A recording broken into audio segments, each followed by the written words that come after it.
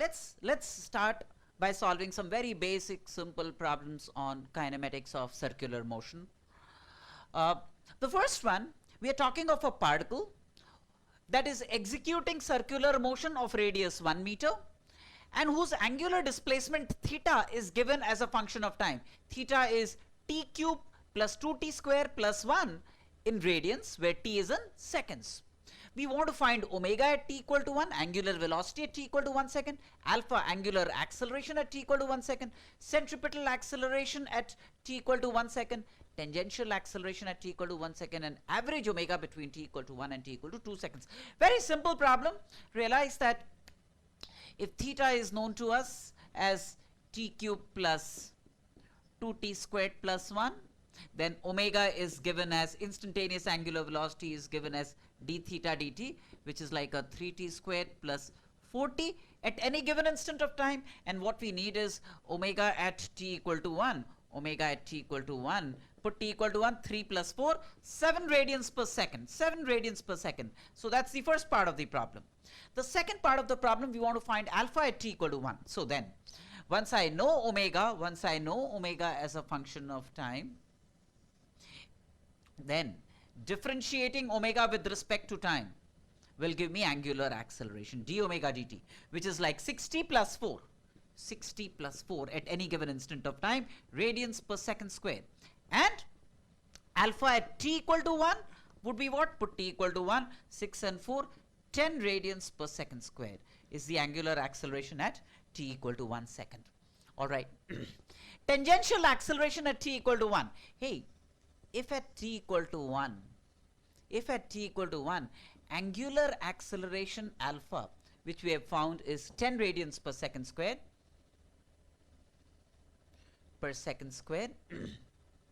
okay, then it has a centripetal acceleration, which is omega squared r,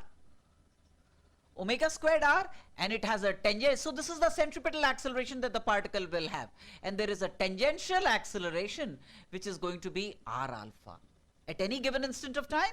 If omega is the angular velocity, then omega square r will be the centripetal acceleration, r alpha would be the tangential acceleration, which is now, what's the centripetal acceleration? Omega squared r. Omega at t equal to 1, is 7 radians per second. So 49 into 1 meters per second squared is the centripetal acceleration. What about the tangential acceleration, r alpha? R is 1, alpha is found to be 10 radians per second.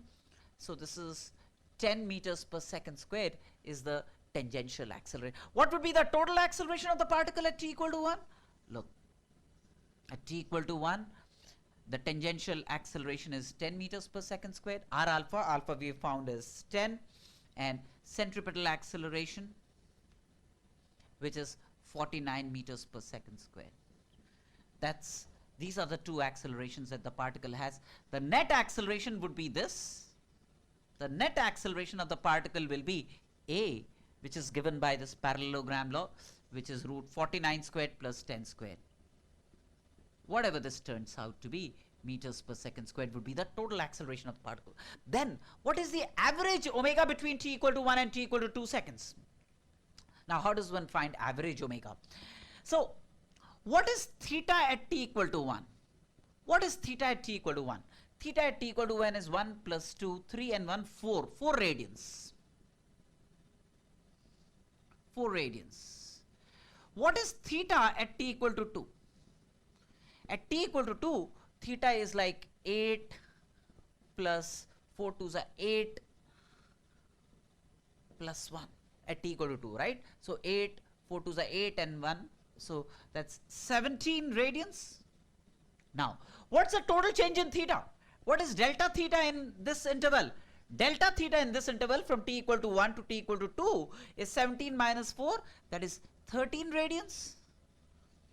And this happens in a time delta t, where delta t is 2 minus 1, 1. So 13 radians per second is the average angular velocity, average omega average over what interval? Over the interval t equal to 1 to t equal to 2 seconds. Similarly, you can find average alpha. What's average alpha in an interval? see, average omega will be total change in theta divided by total time taken. Average alpha in an interval would be the total change in omega divided by time taken. That's going to give me the average angular acceleration in that interval. Yes or no? All right. What would be the tangential velocity at any given instant of time?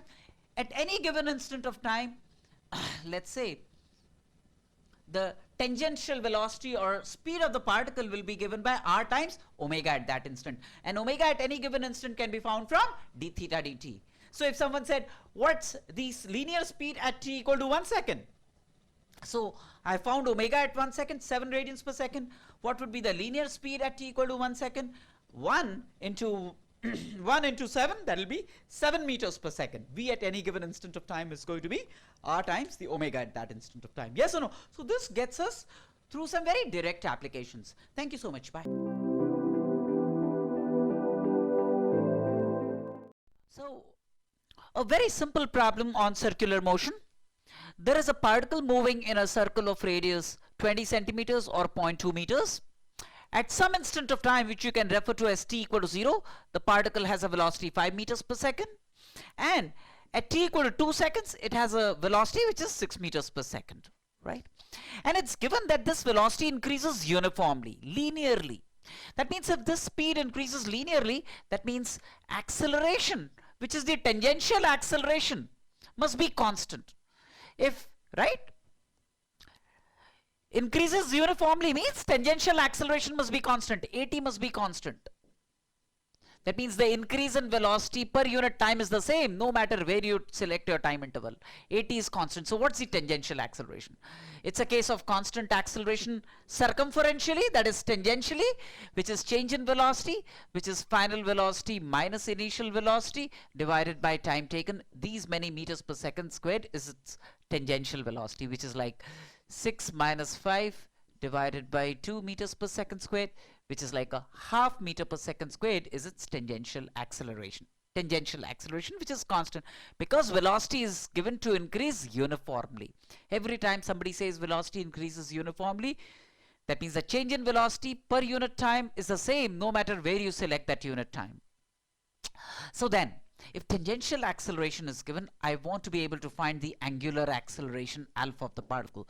Tangential acceleration is related to angular acceleration as AT is r alpha. So angular acceleration alpha is going to be AT divided by r. AT is what? AT we have computed is 0.5 divided by r, which is 0.2 or 1/5 of a meter, which is these many radians per second squared, which is like 2.5 radians per second squared is its tangential acceleration, right? Obviously, what is the angular velocity? Here, the angular velocity at t equal to 0, omega 1 would be like a v1 divided by r. What's the angular velocity at this point? Omega 2, that's going to be v2 divided by r. What's going to be the centripetal acceleration here? v1 squared by r. What's going to be the centripetal acceleration here? v2 squared by r, and so on and so forth. Yes or no? Makes sense to you, right? And we will do a lot of simple things so that we get acclimatized to the basic ideas and tenets of circular motion. Move to the next problem. Thank you so much.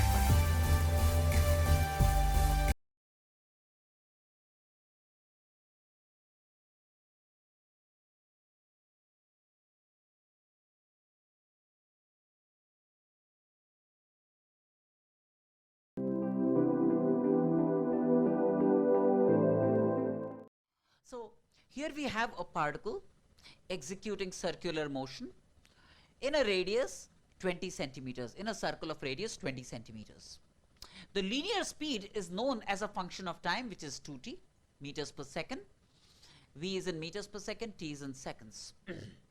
We want to find the radial acceleration, which is centripetal acceleration at t equal to 3 seconds, tangential acceleration at t equal to 3 seconds, and total acceleration at t equal to 3 seconds.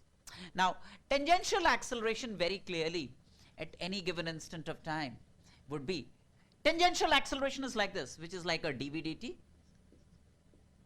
which you can see is 2 meters per second squared, right? Now, at t equal to 3 seconds, so tangential acceleration is constant, right? At t equal to 3 seconds, what is the tangential velocity? V, which is 2 into 3. This is the linear speed, tangential speed, which is like 6 meters per second. 6 meters per second.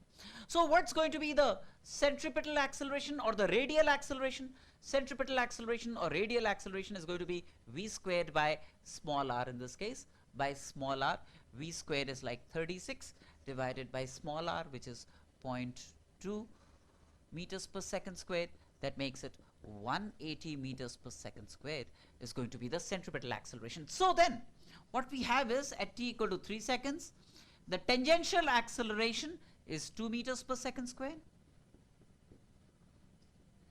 The centripetal acceleration is 180 meters per second squared, and the total acceleration then would be the resultant of these two, a net. This is going to be a or a net, which is going to be root at squared plus ac squared, which is like root 4 plus 180 squared meters per second squared. Now whatever this turns out to be, it's a matter of simple calculations. This is how you compute this. Omega at any given instant of time is going to be what? V is known at a given instant of time. That's going to be r times omega. V at any given instant is 2t.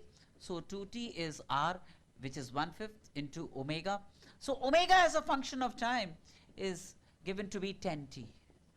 10t. Right? And if the tangential acceleration at any given instant of time is 80, then the angular acceleration alpha and tangential acceleration are related as at is r alpha. At is r alpha. Since we have computed at is 2 meters per second square, that must be 1/5 of alpha. Alpha is what we want to compute. Alpha is therefore 10 radians per second square. And which we could have also obtained from this. By differentiating omega with respect to time, I'll get angular acceleration alpha d omega dt, which is 10 radians per second square. Either way you want to do it, right? Fairly simple problem.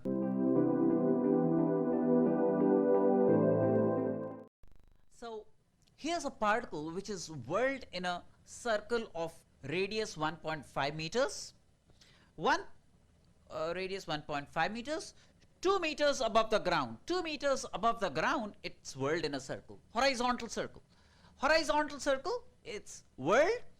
The radius of the circle is 1.5 meters and this circle is 1.5 meters above the ground. Now, what's given is at a point B, this is the top view of this. When you see from top, it will look like this. The point B will look like this. At the point B, it breaks free from this circle, right, with a speed VB, say. And then it is found to hit the ground 10 meters away, horizontally, 10 meters away. We want to find VB and the centripetal acceleration, right? Very simple. Now, as far as VB is concerned, look, this h is given to be what, how much? This h is given to be 2 meters, right? So, how does one find the time it takes to reach this point? The time it takes to reach this point is going to be root 2h by g. Root 2h by g, right? H is half gt squared. So, which is like 2 into 2 divided by, say, 9.8. These many seconds, right? So, these many seconds is the time it takes to hit the ground. And in this time, it covers a distance 10 meters. So, VB must be 10 into t. So, you can obtain VB from these, 10 meters, the displacement must be because of VB acting for t seconds, VB acting for t seconds, t we have computed, VB we can compute from these considerations. VB is going to be 10 divided by t. T is obtained, and then once you know VB, the centripetal acceleration, as you can see, is VB square, or 10 by t whole square divided by the radius 1.5 meters. And t squared is what, 4 by 9.8. So this is 100 divided by this t square I can write as 4 by 9.8. 4 divided by 9.8 into 1.5 meters per second square. Now whatever this turns out to be, right? So that's the centripetal acceleration when it just about lost contact with this circle. Thank you.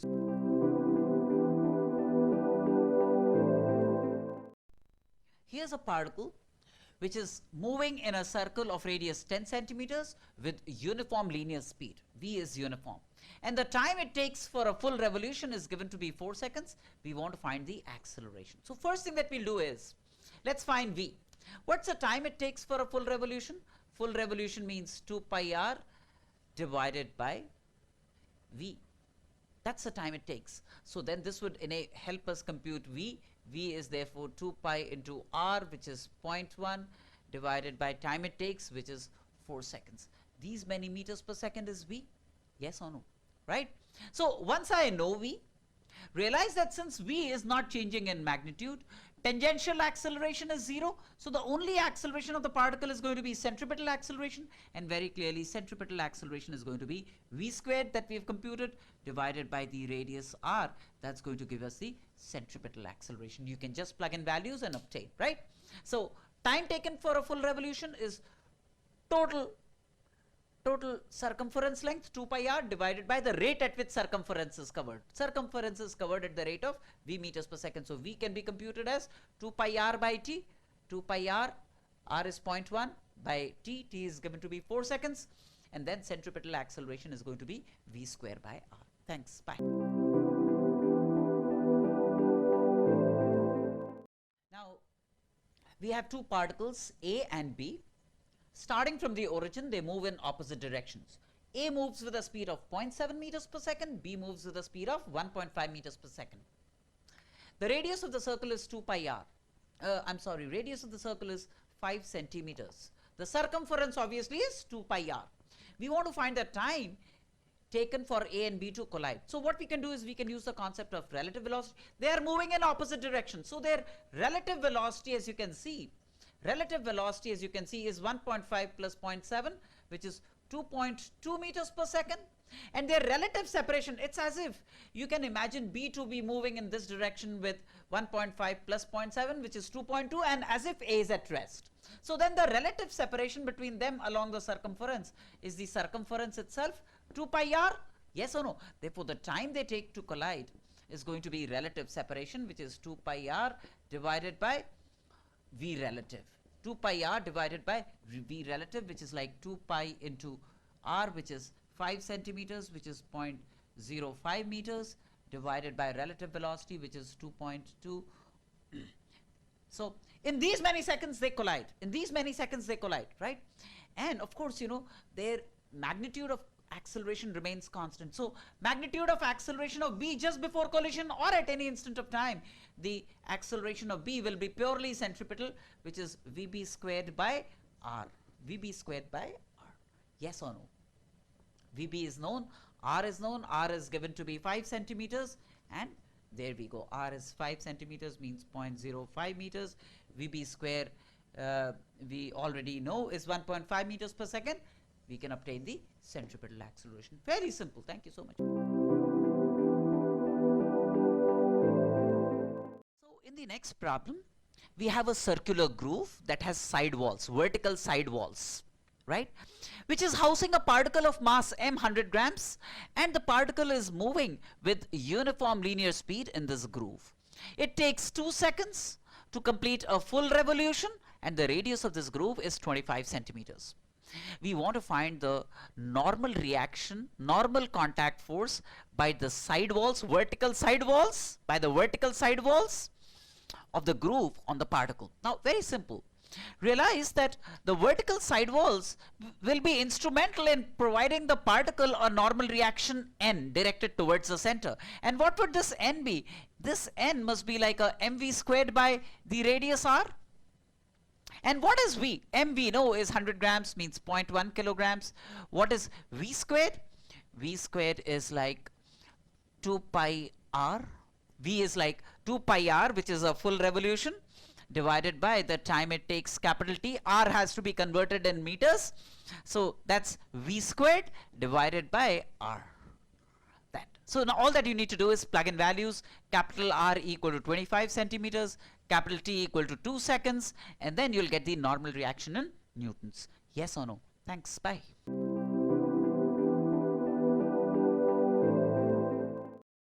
So we have an arrangement here This is rotating at a speed of omega naught radians per second. Omega naught is 2 radians per second. And it's connected to a block of mass m1 with a string. And m1 is connected to another block of mass m2 with another string. And we want to be able to compute the tensions T1 and T2. Now, suppose these radii were R1 and R2, which is given in the problem.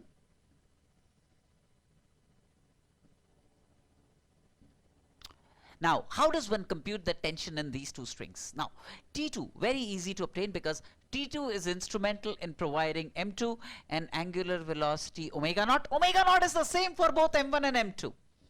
Angular velocity of this will be the same as angular velocity of this, will be the same as angular velocity of this, 2 radians per second. So then, how does one compute T2? T2 provides M2, the required centripetal force M2, omega naught squared into R2. All that you need to do is plug in the value of omega naught, M2 and R2. Now, what about how does one compute T1? Now look at the free body diagram of M1. So this is like T2 this way and T1 this way. Very clearly, T1 minus T2 provides M1 the required centripetal acceleration, which is M1 omega naught squared R1. So if T2 is known, which could be plugged in here, and T1 could be computed, R1 and R2 are known entities in the problem. Yes or no? Right? Does it make sense to you? Thanks a lot. Bye-bye. Now in the next problem, we have a light inextensible string OP, and there is a bob of mass m attached at one end of the string. And the bob oscillates in a vertical plane. That means this is G downwards. Oscillates in a vertical plane like a pendulum. What is found is when the deflection of the thread from the vertical is theta, the bob has a speed v, which will always be along the tangent. And we want to find out the tension in the string at this point of time.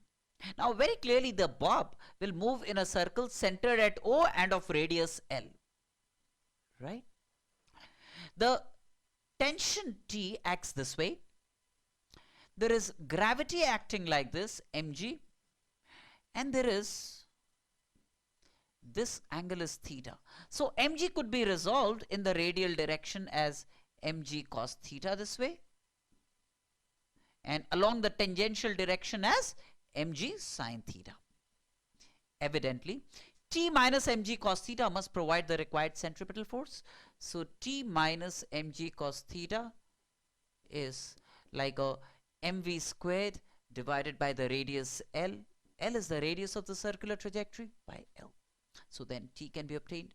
T is mg cos theta plus mv squared by L. That's the tension at an angle theta when the speed is v.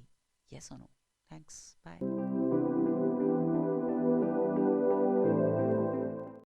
Now, what we have is a situation where there is a particle or bob of mass small m attached to one end of a light inextensible string of length L.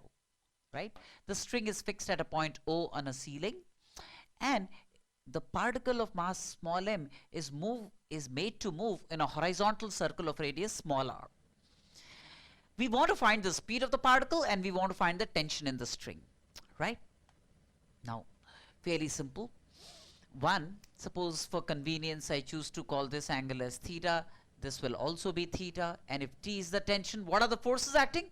T, tension T, and there is mg vertically downwards. Very clearly T could have been resolved as T cos theta upwards, and that will take care of the weight. Whereas we have T sin theta horizontal, which will provide the particle the required centripetal force, and which would help us compute the speed v. So if I write down the equations that are relevant, T cos theta is mg, whereas T sin theta, if the speed of the particle is v, T sin theta is mv squared by small r. Right? And then I can divide this by this, so I get like a v squared by gr is tan theta. Now how do I find tan theta? Hey, sin theta, small r and L are known, so very clearly sin theta is going to be small r divided by L. And therefore what is tan theta? tan theta is going to be r divided by root L squared minus r squared, right? That's tan theta. And I also know cos theta. What's going to be cos theta? Cos theta is going to be root 1 minus sine square theta, so r squared by L squared, right? So then tan theta I can plug in as small r divided by root L squared minus r squared. And then of course I can solve for v very directly from this equation. V is very clearly r root g divided by L squared minus r squared to power 1 by 4. That's v. What about t? T is mg by cos theta. So t is like mg divided by cos theta, which is like a root 1 minus r squared by L squared. That's t. That's t. Clear? This arrangement is commonly referred to as a conical pendulum. It's a conical pendulum. All right. Thanks.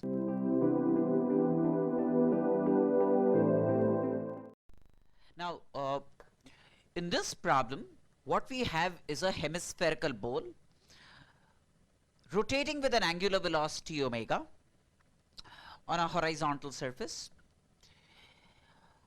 and there is a particle of mass m. There is a particle of mass m kept at this point on the surface, making an angle alpha. The radius at that point makes an angle alpha with the vertical. We want to be able to find the angular velocity. We want to be able to find the angular velocity in terms of r and alpha, right? Very simple. So the forces acting on m are like mg downwards, right? And there is normal reaction towards O this way, right? And then we have, if this is alpha, this is also alpha. And then we have n cos alpha taking care of the weight, whereas n sin alpha providing the required centripetal force. This m is moving in a circle of radius small r, by the way. So the centripetal force is m omega squared r, where what is r? Small r. Small r is capital R sin alpha. So this is like m omega squared. Small r you can see is capital R sin alpha. Right? So now if I divide these two, I get tan alpha equal to omega squared r sin alpha divided by g. This is what I get. Sin alpha will get cancelled. What we have then is omega squared equal to g by r cos alpha. So the required angular velocity for which this could happen is g by r cos alpha. Right? Simple problem. Thanks. Bye. This time we have a uniform circular ring of radius r and mass m. On a horizontal surface, it's rotating about its axis on a horizontal surface such that every part of the ring has a linear or a tangential velocity v. Obviously, it has an angular velocity omega, which would be v by r. What we want to find is the tension produced in the ring. How do we do this?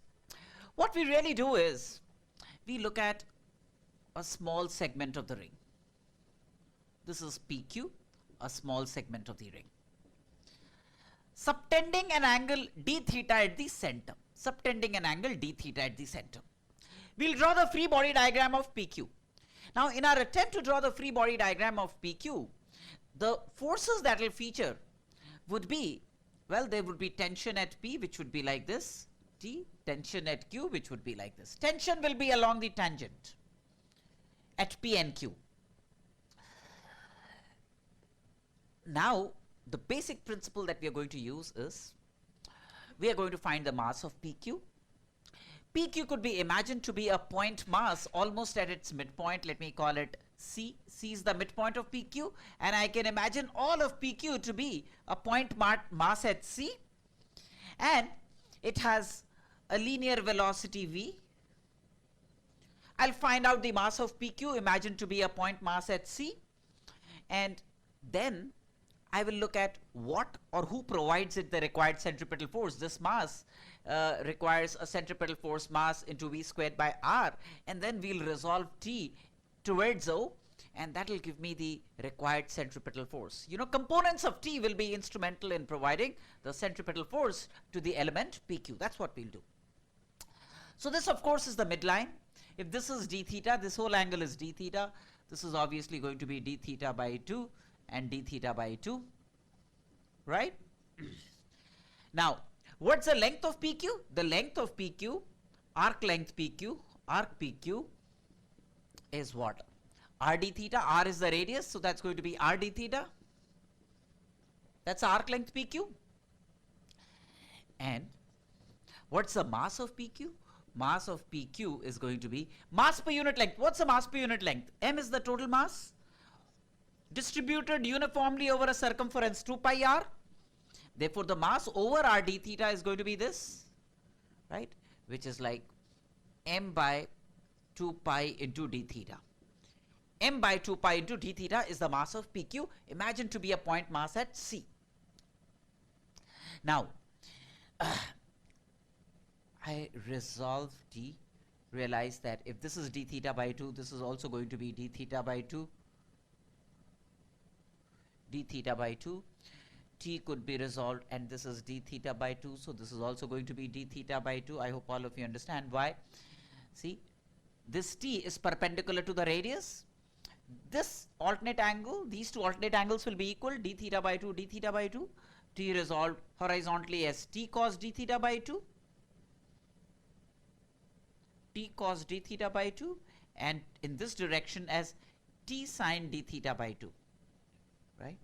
Same with this T, exactly the same way.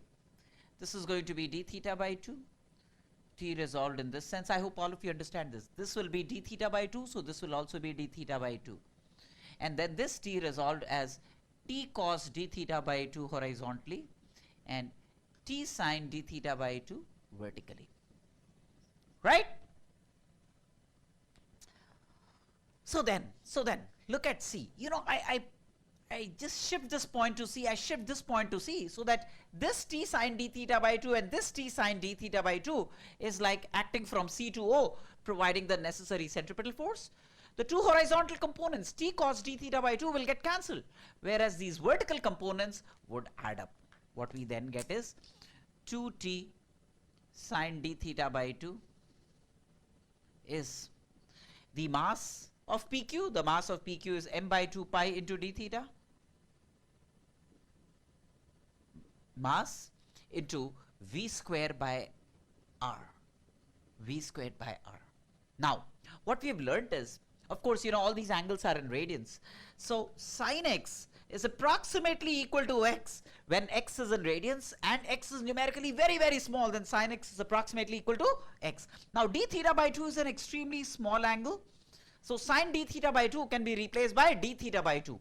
So this is like 2t into d theta by 2 is m by 2 pi into v squared by r into d theta.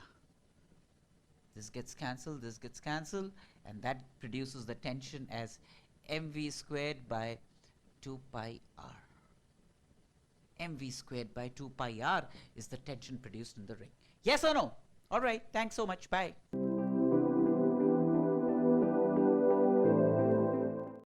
So in this problem, we have a wheel, a circular wheel, originally at rest, centered at O and of radius r, and the angular velocity increases uniformly and becomes 80 radians per second in 5 seconds. That means at time t equal to 0, it had 0 angular velocity, omega naught was 0. And at t equal to 5 seconds, its omega becomes 80 radians per second.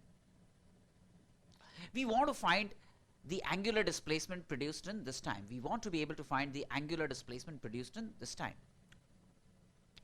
So all that you need to do is find alpha. Angular acceleration is total change in angular velocity, which is 80 minus 0 divided by 5, which is 16 radians per second squared is the angular acceleration, right? So in 5 seconds, the angular displacement, which is initial theta is 0, So that's simply going to be half of alpha into t squared. Theta naught t plus half alpha t squared, but theta naught is 0.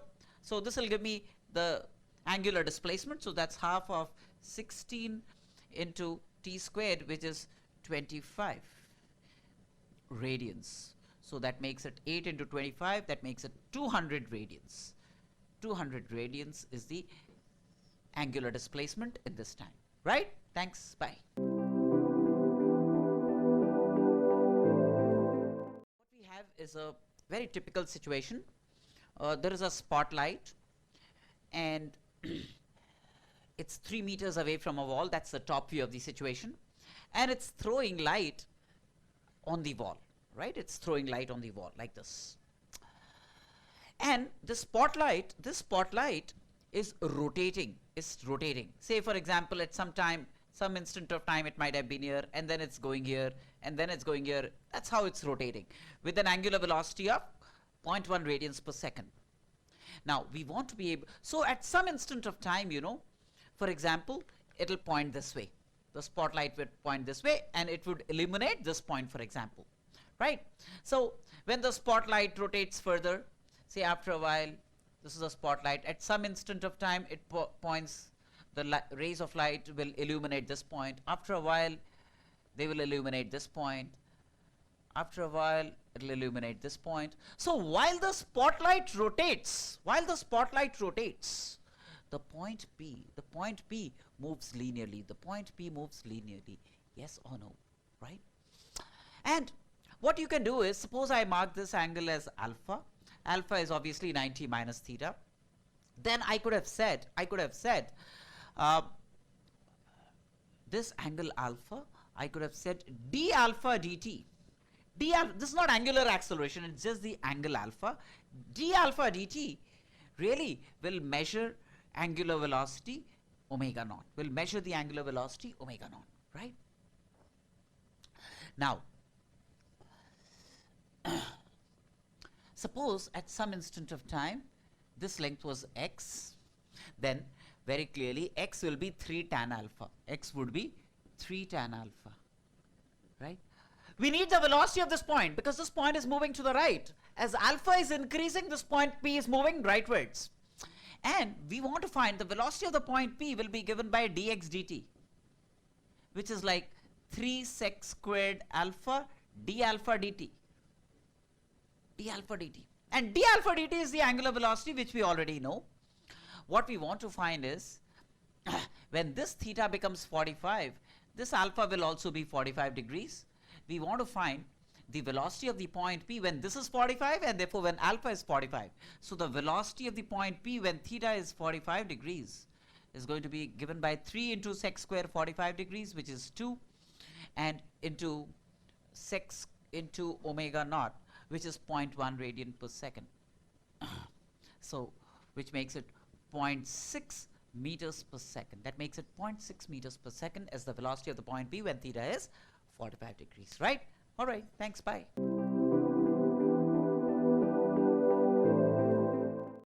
Here's another simple situation. There is a point P which has a velocity 8 meters per second like this, and a point Q that has a velocity 6 meters per second like this. And the separation between P and Q is given to be 10 meters, and these angles are known. We want to find at this instant of time the angular velocity of P with respect to Q. All right, so now that's a very direct situation. What we do is resolve their velocities perpendicular and parallel. So in this direction, this will be like 8 sine 30 degrees, which is 4 meters per second. I hope you realize that. 8 sine 30 degrees, which is like 4 meters per second, and 8 cos 30 degrees, which is 8 cos 30 degrees, which is like 4 root 3 meters per second. Right? Similarly, the velocity of Q could be resolved as 6 cos 30 degrees, 6 cos 30 degrees this way, 6 into root 3 by 2, 3 root 3 meters per second, and 6 sine 30 degrees this way, which is 3 meters per second. And what we know is that to compute the angular velocity of P with respect to Q, their velocity components along the line joining them wouldn't matter. So all that would matter for P and Q are these velocities. For P, I'll take like a 4 meter per second this way, and for Q, I'll take like a 3 meters per second this way, right? So this is equivalent to saying, it's as if P has a velocity. I'll take the relative velocity of P with respect to Q in this direction. So that's going to be 4 minus minus 3, right? Relative velocity of P with respect to Q in this direction is going to be 4 minus minus 3 meters per second, which is like a 7 meters per second. This is 10 meters. And therefore the angular velocity is going to be relative angular velocity perpendicular to the line joining P and Q, which is like 7 meters per second divided by 10 meters, right? V by R. Omega is going to be V by the separation between them. That makes it 0.7 radians per second. 0.7 radians per second. Yes or no, right? So fairly simple problem. This was there as part of the concept class also, and therefore should have been a cakewalk, should have been a sitter for you, right? Thanks, bye.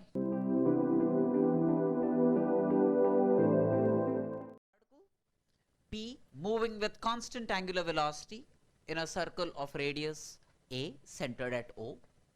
In t seconds, we want to find the magnitude of the displacement. Very simple. In t seconds, the particle goes from P to Q, right? Omega remains the same, right? That means this PQ would be the magnitude of the displacement of the particle. And how does one compute PQ? Very simple. This theta is known. Theta is the angle described at the center. Well, it's omega radians per second. Therefore, in t seconds, the angle described would be omega t. Omega will give me radians per second. Into second will give me the angle described at the center in t seconds. So, omega t, right? Now, PQ squared is what? Cosine rule, a square plus a square, which is 2a squared minus 2a squared cos theta, right? Which is like 2a squared into 1 minus cos theta, which is 2 sine square theta by 2. 2 sine square theta by 2, that's PQ squared. So on extracting the square root, the magnitude of the displacement in t seconds is going to be given by 2a sine theta by 2. Sine theta by 2 means 2a sine omega t by 2, right? That's fairly simple. That's a displacement, magnitude of the displacement in t seconds. Clear? Good enough. So we have this particle at time t equal to 0, it's at rest. And it's executing circular motion. It's executing circular motion with constant tangential acceleration, right? At the end of two full revolutions, it is found that its velocity is 80 meters per second. We want to find its tangential acceleration. Now, all that we need to do is, in 2 full revolutions, what would the particle have done? It would have covered 2 into 2 pi r as the circumference. That's the distance the particle would have covered, right? And that must have. So again, if this is the distance that it covers at an acceleration 80, then realize that v squared must have been 0 squared plus twice the tangential acceleration into s, right? So then this would give me an opportunity to compute the tangential acceleration. V squared, which is 80 squared divided by twice s. S is like 4 pi into r. What is r? R is 20 by pi. That must be equal to 80. So let's see how much this turns out to be. So this is 20 into 4, 80 pi gets cancelled, 180 gets cancelled. So this gives me 80 equal to 40 meters per second squared. 40 meters per second squared must be the tangential acceleration of the particle. And what would its angular acceleration be? A tangential acceleration is r times angular acceleration, right? So what's alpha? Alpha then is tangential acceleration 4 divided by r, which is 20 by pi, which is 2 pi radians per second squared is its angular acceleration. Yes or no? Right?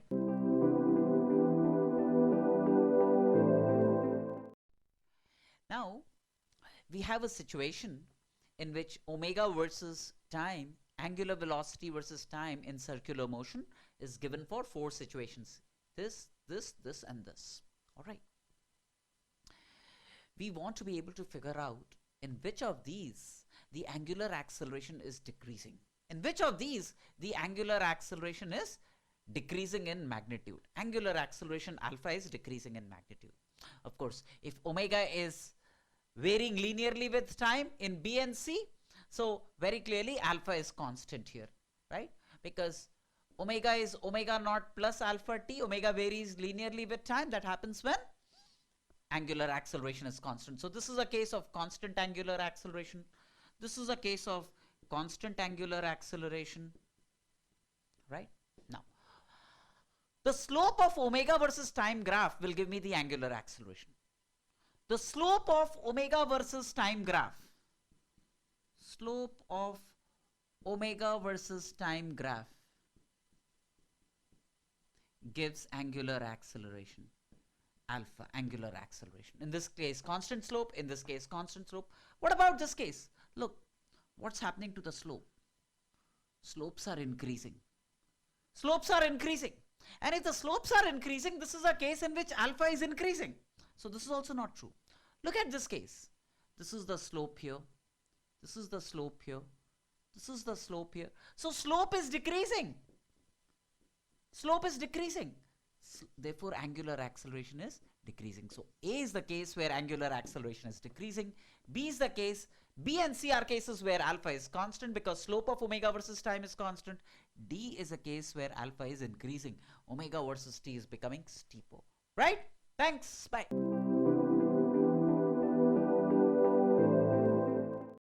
So here we have a particle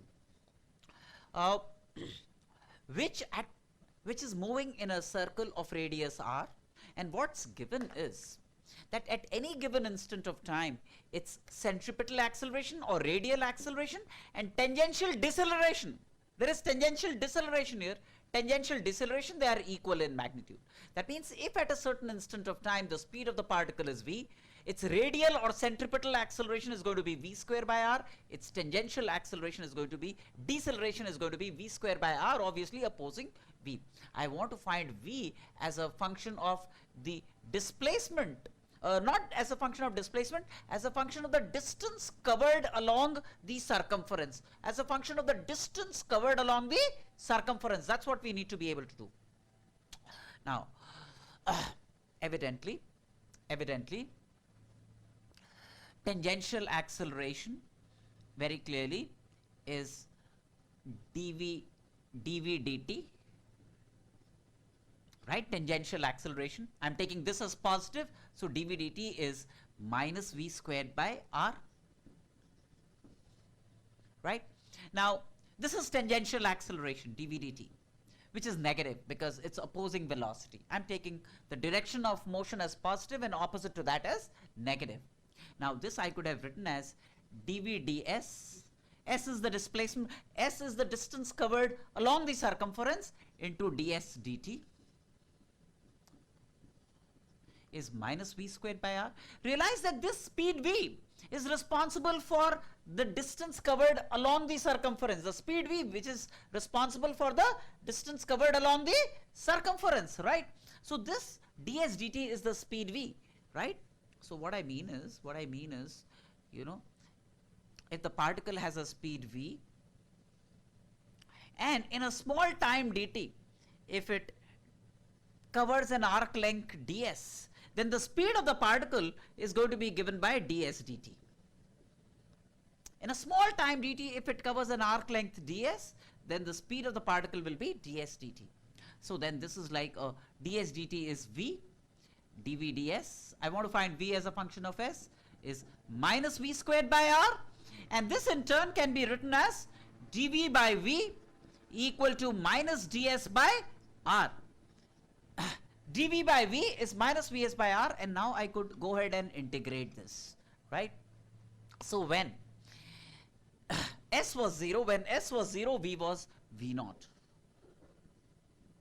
And when s was s, say v became v, right? And then when I integrate this, I end up getting log v by v naught is minus s by r. And this gives me like a v equal to v naught e power minus s by r. S is the distance covered along the circumference. V is the speed at any given instant of time when the distance covered along the circumference is s. V naught is when v is 0, I'm sorry, when s is 0, v is v naught, which is the initial velocity of the particle. Also, what would be the total acceleration of the particle? At any given instant of time, if the speed is v, the total acceleration would be this. Yes or no? Root this square plus this square. And do you realize the net acceleration is going to be root 2 times v squared by r, right? Root this square plus this square is like root 2 times each one of them. And this angle is going to be 45 degrees, as you can see, because this and this are the same, which is the same as this. So it's a right angled isosceles triangle. So this is 45 degrees. That's going to be the net acceleration when the speed is v, right? And of course, when you replace v by v naught e power minus s by r, you get the acceleration as a function of s. Right now, you're getting acceleration as a function of speed, right? Net acceleration, total acceleration, which is the resultant of centripetal and tangential accelerations. Clear? Thanks so much. Bye.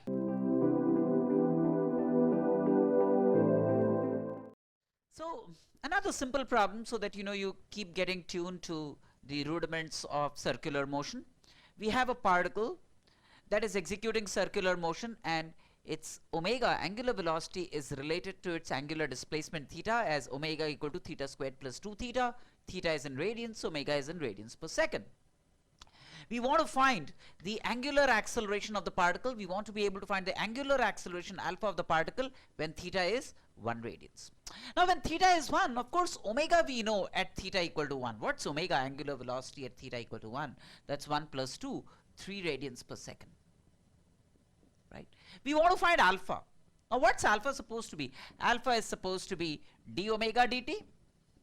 D omega dt means if I differentiate this with respect to theta, I get 2 theta, and then theta with respect to time, this is what I get, and then I have 2 d theta dt. That's what I get. But d theta dt is omega, so that's like a 2 theta into omega plus 2 omega, which is like 2 omega into theta plus 1. That's the angular acceleration at any given omega and theta. But then what we have is, we want alpha when theta is 1. And when theta is 1, omega is 3 radians per second. So, okay, twice. What's omega? Omega is 3 radians per second. And what's theta? Theta is 1, so that makes it 2. So that makes it 12 radians per second squared. That's the angular acceleration of the particle. Clear? All right, thanks, bye.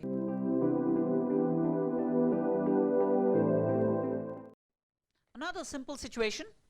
There is a particle executing circular motion in a circle of radius r, let's say centered at O. And its velocity as a function of length s covered along the circumference is a root s. That means if I look at some point as s equal to 0, suppose this was s equal to 0, then the velocity is 0 when s is 0.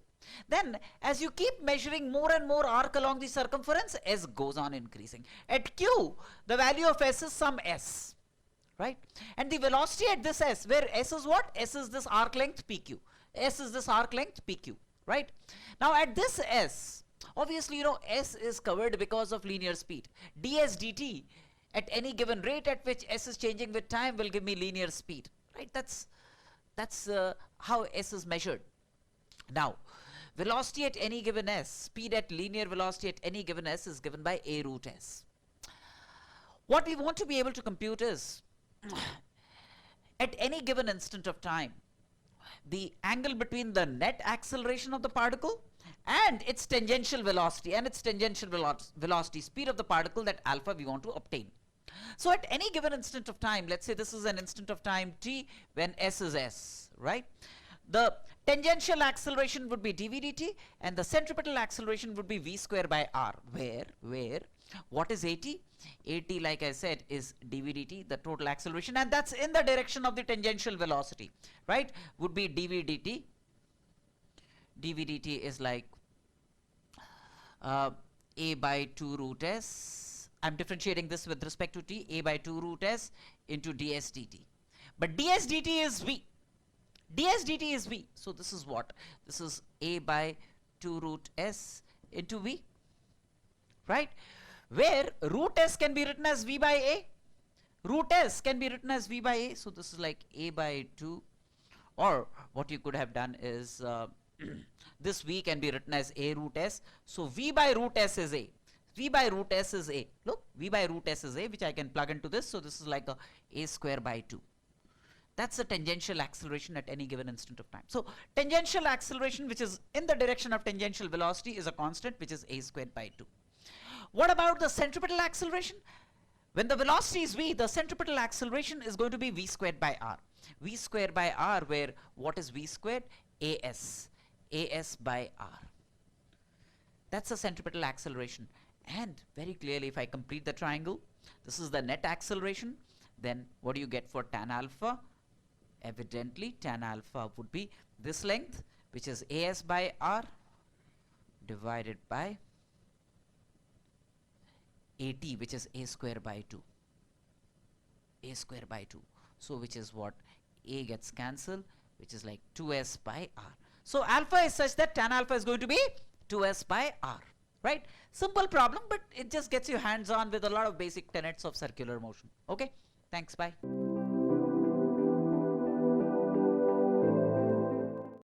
So we have a particle A moving in this circle of radius r, right?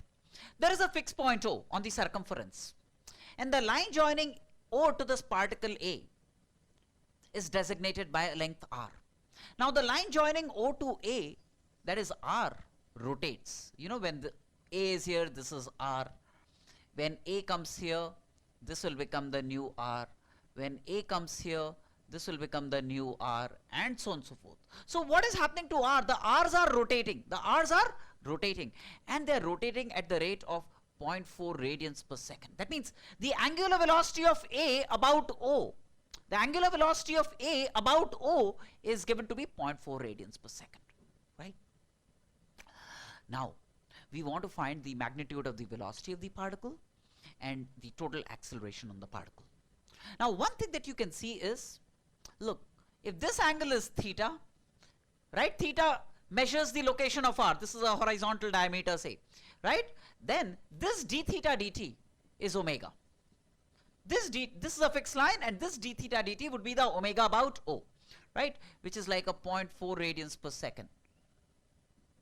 0.4 radians per second. Clear? Now, what's the angular velocity about C? Look, if this angle is theta, then this is an isosceles triangle. This will also be theta. This will be 2 theta, right? So angular velocity of A about C is measured by rate at which this 2 theta changes with time.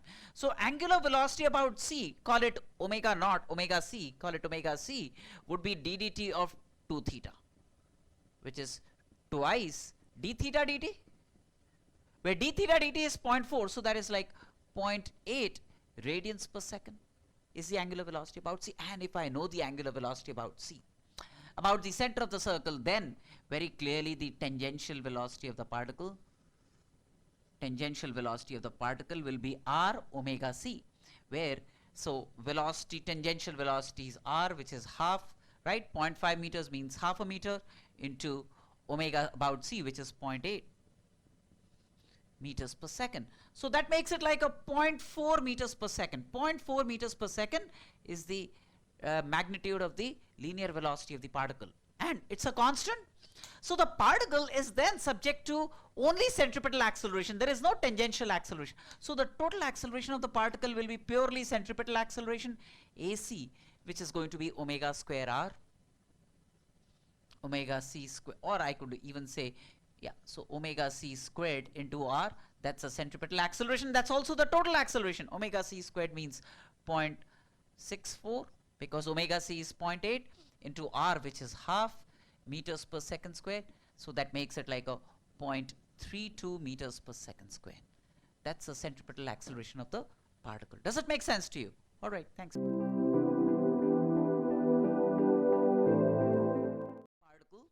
we have a particle moving in a circle of radius r equal to 1 meter, and its tangential acceleration is varying as follows. It starts from rest. We'll assume that the particle starts from rest, and its tangential acceleration varies as follows. At time t equal to 0, let's assume that the velocity of the particle is 0. And its acceleration is also 0. What we want to find is, after a while, the particle's tangential velocity goes on increasing because of tangential acceleration. And therefore, the centripetal acceleration also goes on increasing. Now, after a while, the direction of the net acceleration makes an angle 30 degrees with the direction of radial or centripetal acceleration. We want to find when exactly that happens. The instant at which the net acceleration makes an angle of 30 degrees with the centripetal acceleration. Now, first things first. This is given A as a function of time. Very clearly, A is a linear variation with time. A versus small t. What is the slope of this line? Tan 60 degrees. Tan 60 degrees is root 3 into t. That's like rate at which tangential velocity changes with time. That's tangential acceleration. So this is like a dv equal to root 3t into dt. Let me integrate this. At t equal to 0, let's assume v is 0. At t equal to t, let's say v becomes v. When we integrate this, then we get v tangential velocity as root 3 t squared by 2. That's tangential velocity, right? Now, what about tangential acceleration? Tangential acceleration AC or radial acceleration is going to be v squared by r. R is 1 meter. V squared is like 3 t to power 4 by 4. That's v squared. 3 t to power 4 by 4 divided by r. R is 1 meter. That's centripetal acceleration. What's the tangential acceleration at this instant of time? Tangential acceleration again is root 3t. Now, I want to be able to solve for t. This angle is 30 degrees. What is 30 degrees? Very clearly, this length, which is AT, divided by AC would be 30 degrees. AT, which is this, divided by AC, that's going to be 30 degrees. AT, which is root 3t, right, divided by AC, which is 3 t to power 4 by 4, right? That must be tan 30 degrees means 1 by root 3. 1 by root 3. So 3 will get cancelled. We have like a t cubed equal to 4 or t equal to 2 to power 2/3. At t equal to 2 to power 2/3 seconds, the net acceleration will make 30 degrees with the radial direction. Yes or no? Make sense to all of you? Okay, thanks.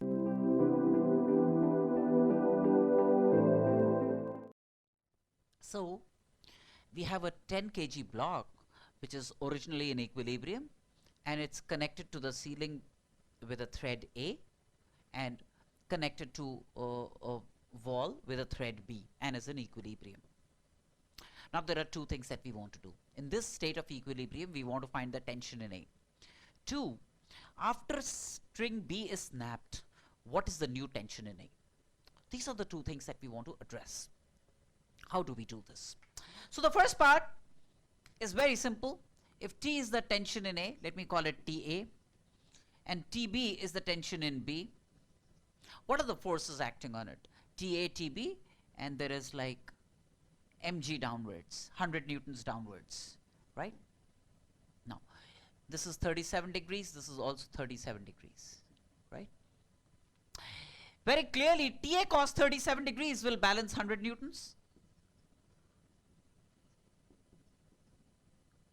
And TA sine 37 degrees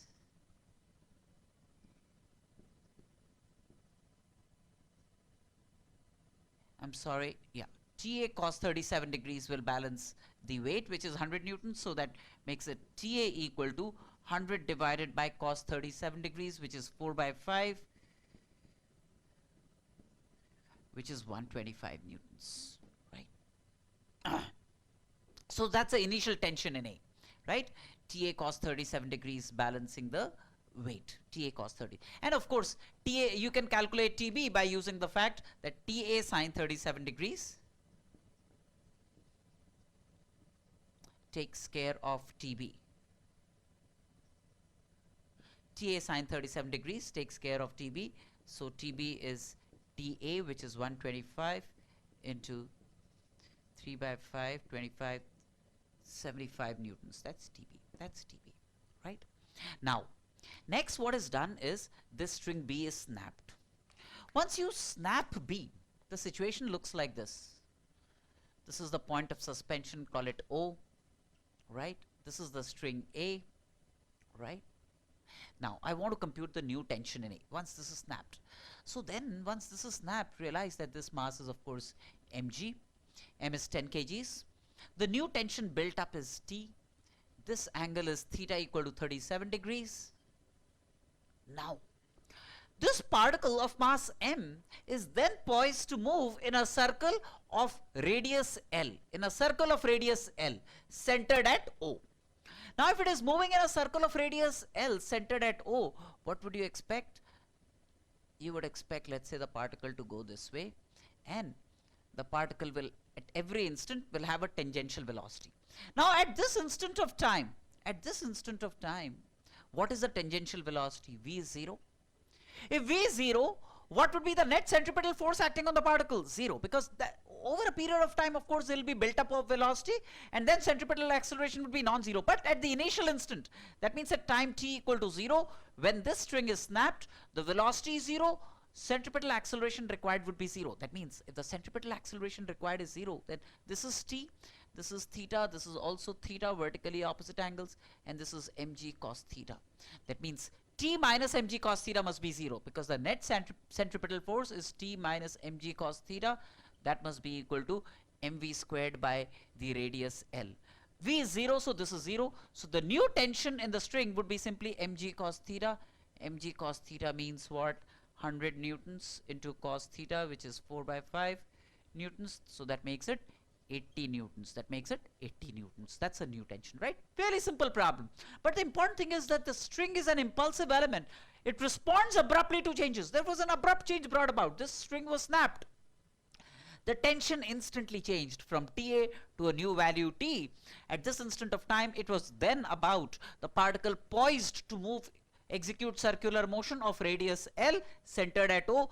At this instant, it starts from rest, velocity is 0. That means T must take care of mg cos theta, because the net centripetal force must be 0. Centripetal acceleration would be 0. And therefore, T at this instant turned out to be mg cos theta, which is like a 80 newtons. Yes or no? Right?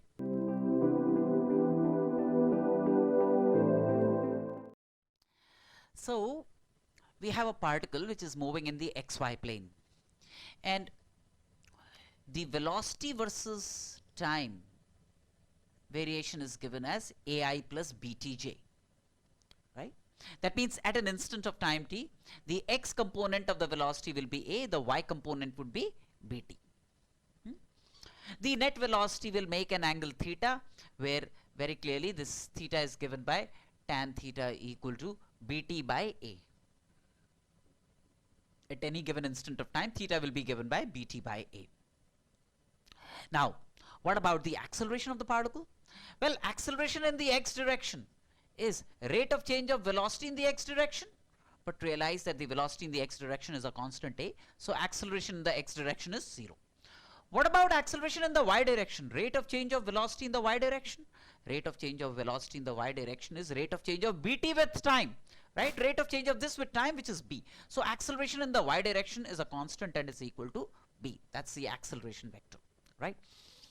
Now, at t equal to a by root 3, at t equal to a by root 3b, a root 3 by b, we want to be able to find the tangential acceleration of the particle, the normal acceleration of the particle, and the total acceleration of the particle. That's what we want to be able to tackle. Fine. Now, realize that the velocity vector, this is an instant of time t, the net velocity vector, which is this v, will make an angle theta with the horizontal, will make an angle theta. And a line perpendicular to this will be the normal direction. This is the normal direction. Because velocity will be along the tangent. A line perpendicular to this will be along the normal, right? Now this is theta, this is 90 minus theta, so this is theta, right? This is the normal direction. Very clearly, the acceleration in this direction will be the normal direction. So that means I'll take components of acceleration in this direction, that will give me the normal acceleration. So normal acceleration in n, which is acceleration in this direction, which is this acceleration, which is b, right? B cos theta minus this anyways is 0. So that's simply going to be b cos theta. B cos theta means now what is tan theta at t equal to a root 3 by b. So how do I compute theta? Tan theta at t equal to a root 3 by b. A root 3 by b. So that gives me tan theta is root 3 or theta is 60 degrees, pi by 3. Theta is 60 degrees. So then what is the normal acceleration? B cos 60 degrees, b cos pi by 3, b by 2. That's a normal acceleration, right? What about the tangential acceleration? That's going to be component of ax and ay along the tangential direction. So the tangential acceleration is the acceleration in the direction of the velocity. That's a tangential acceleration. That's going to be b sine theta, b sine pi by 3, which is b root 3 by 2. And of course the total acceleration will be root ay squared plus ax squared, or you can even take the resultant of these two. In any case, the total acceleration will be b because this is 0. So a net is b anyways, That's what you get. Yes or no?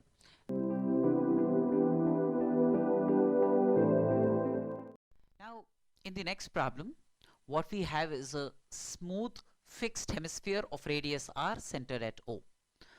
There is a particle on top of the hemisphere and it's slightly disturbed from this position and it starts to fall along the surface of the hemisphere. We want to find out if there is an angle theta at which the particle just about loses contact with the hemisphere. Now, fairly simple problem. Look, at this topmost position, the particle is at rest. It starts to fall. After a while, it comes to this point. This is O. The radius of the hemisphere is r, right? Forces acting on the particle. So by the time it reaches this point, the particle would have developed a velocity v. When the radius rotates by an angle theta, the particle develops a velocity v. V will always be along the tangent perpendicular to the radius, right? We have mg acting downwards, right? And evidently there is normal reaction acting like this,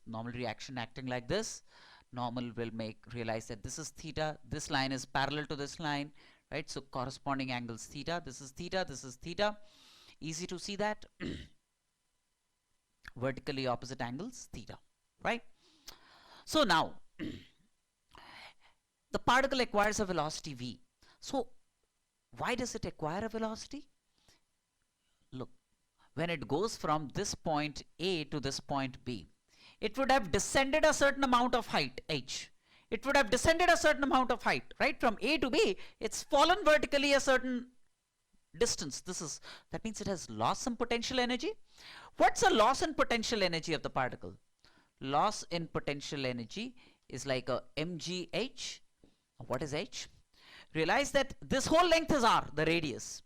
And if this is also r, so this length, realize that if this is r, this length is r cos theta or cos theta. If this is r, then h would be r minus r cos theta. So h is r minus r cos theta, r into 1 minus cos theta, right? That's a loss in potential energy. Now it starts from zero velocity, it acquires a velocity v. That means the potential energy loss must be gain in kinetic energy, which is half mv squared, which is essentially half mv squared, right? So energy compliance will guarantee mgh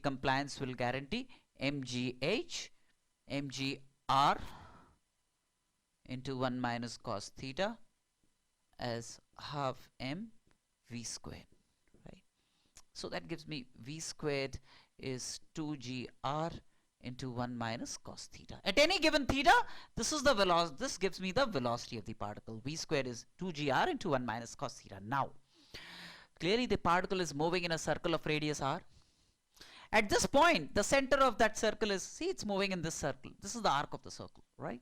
So radius r centered at O, it would require centripetal force. How much of centripetal force? It will require centripetal, the amount of centripetal force required is mv squared by r, right? And who provides for the centripetal force? It's like mg cos theta minus n. Mg cos theta minus n. Right? So that's as far as centripetal force requirement is concerned, right? If it has a velocity v, then the centripetal force that it requires to execute circular motion of radius r is mv squared by r. But someone would have to provide for that, right? So it's like mg cos theta minus n. Now, if this is the point where the particle loses contact with the hemisphere, loss of contact is about the normal reaction becoming 0. That designates loss of contact, right? So if you plug in n equal to 0, you get like a v squared is gr cos theta. V squared is gr cos theta. So right here, this v squared is 2gr into 1 minus cos theta. I want to solve for cos theta. So v squared is also gr cos theta, as you can see. And then this gr will cancel off. So we have 2 equal to 3 cos theta on transposing, or cos theta is 2 by 3. So theta is such that cos theta is 2 by 3. It will lose contact with the hemisphere. All right. Thanks a lot.